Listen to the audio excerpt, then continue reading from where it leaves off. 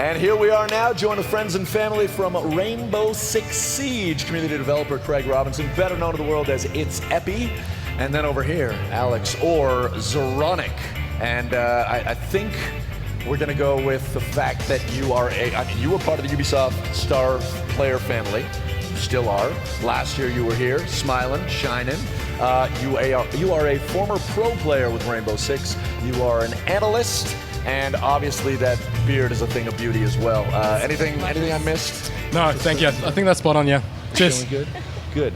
Now, your involvement with Rainbow Six has obviously been for a while, but things done changed. I'm going to say about 5 months ago or so with the Six Invitational. Why don't you tell us a little bit about that?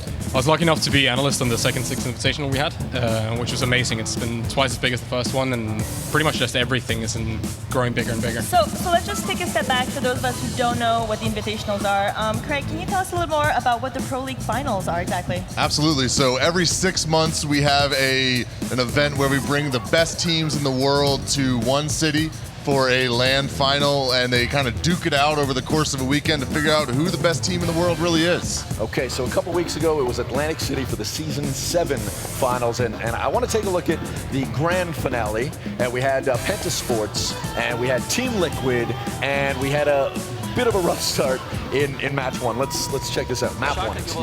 Yeah, Penta, this dominant team out of Europe that's just notorious for winning almost everything. They've won half of every Pro League finals we've had so far. So I think everyone was kind of expecting them to take everything.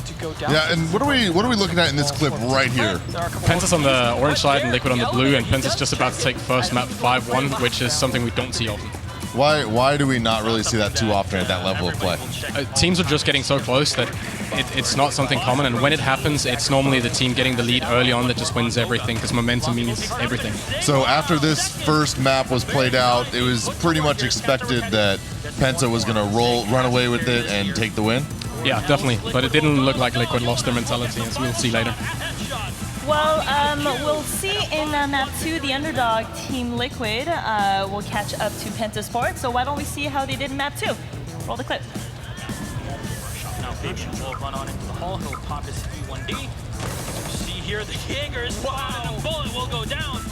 That's the first kill. Goga going in for the quick plant on the thermite. Jonas holding off for any of the rotations. And will this go down? Yes, it will. Sexy Cake though will drop one. Two kills though. A flurry for Liquid as Goga gets one. Sick with one more. They're on fire. Pengu, last man alive here. He's got a clutch as he's done it before.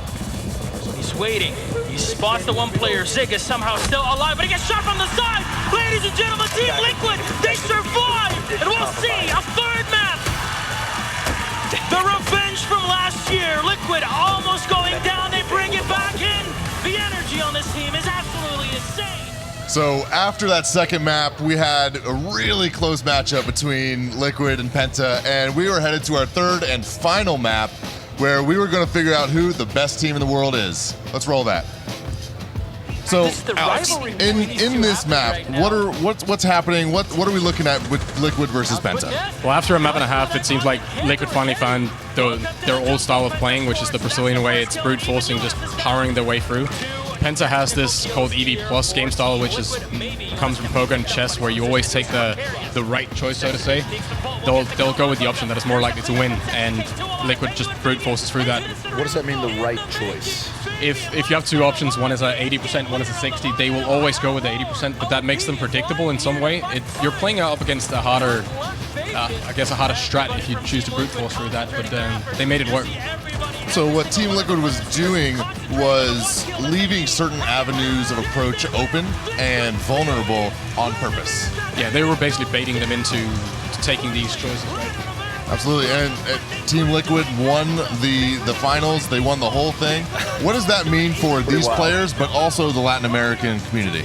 I think, as you can see on screen, it means about the world to them.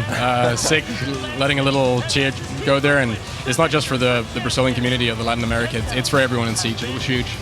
Absolutely. I mean, yeah, as you said, two tears being shed, and then he walks over to Penta before he's even had time to dry his eyes and congratulate them on their win. What can you tell us about the amount of respect that these two teams have for each other? Well, it's beautiful. They take 30 seconds to celebrate, and then the next thing in mind is to go over and shake the hands of the teams that just lost. That's a really nice visual.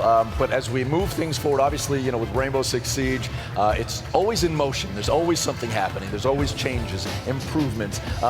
What are we expecting now as we shift closer to the next season and all the changes that are coming?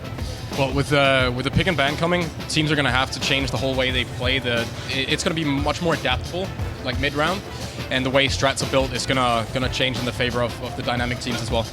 And I think it's really going to be, it's a really exciting time for the Siege dev team because, as our game director said, it's going to put the creativity back in the players' hands. That's awesome, guys. Well, thank you so much, gentlemen. Enjoy the rest of E3. I know you have a lot going on.